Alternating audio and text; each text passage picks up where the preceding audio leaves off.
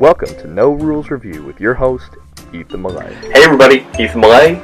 Today we're going to be talking about Mexica by Michael Kiesling and Wolfgang Kramer, whatever the German pronunciation is.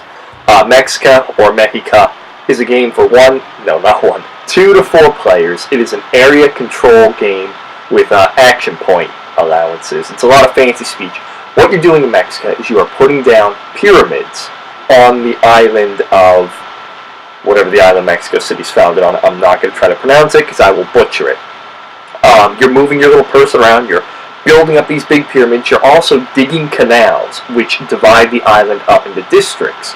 And you're going to be dividing the islands up, founding districts of a certain size, and then putting pyramids in to try to have the most pyramid value, basically the biggest pyramids, to get points. So you and the other players are all doing that. The game is played in one half, where you play until somebody's exhausted all of their pyramids, and then you play a second half, and everybody gets the remainder of their pyramids, because you only start with about half your pyramids. So there's a scoring, there's scoring throughout, but there's one big scoring in the middle of the game, and then there's one big scoring at the end of the game. And that's neat with these area control games, is that a game like this is great for playing with new players, because you can play and people are sort of learning what they want to do, and do that first scoring, and people realize just how things work, and then they have the whole second half of the game to make amends for any shortcomings they've had, or to cement their lead. So it's a great teaching game. Even with people who've never played an area control game before, it's great because you don't have to wait until the end. People don't have to wait until the end to see the results of their actions. So for that, I would recommend Mexica for a lot of people, is that it's a great teaching game. Another reason I would recommend it, and another thing that makes it such a good game to start people out on, is it is gorgeous. I'm going to have some footage running of the game after it's been played, and you can just see how when it's set up on the table, it's a gorgeous thing to look at. You present this to somebody, you show them the little resin pyramids, and people be crazy not to want to play. So in that regard, it's a great game. It's very simple. I think the rulebook has like 4 pages. On your turn, you have very few actions you can do. You have a certain amount of action points, and different things take different values.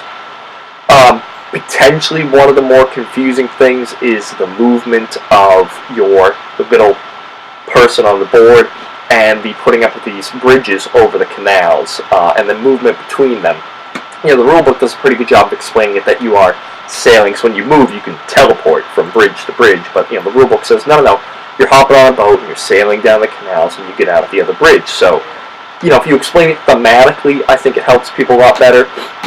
There is the possibility that you can get cornered, so you can just, teleport from one place to another. It does take up pretty much the entirety of your actions for your turn, but again, you don't need a thematic reason for that. You just explain to people that you can get trapped.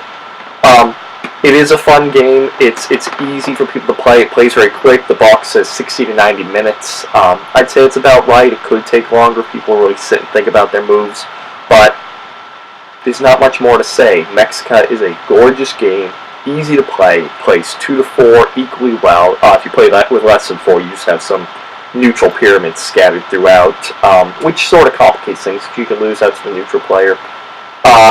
It's a game of trying to outwit your opponents, and that whole pause in the middle, score, and then play the second half is great for new and veteran players, because it gives you the opportunity to sort of pause and sort of reset your strategy, refocus where you need to be moving pyramids or placing pyramids. So with that, that's all I really have to say about Mexica. If you like what you saw today, share, like, subscribe, and comment, and I will see you next time. Bye-bye now. This has been another No Rules Review by Ethan Millay. If you enjoyed this video, consider sharing, commenting, liking, and most importantly, subscribing. For this and other great games, join us over on BoardGameGeek.com. Thanks for watching, and we'll see you next time.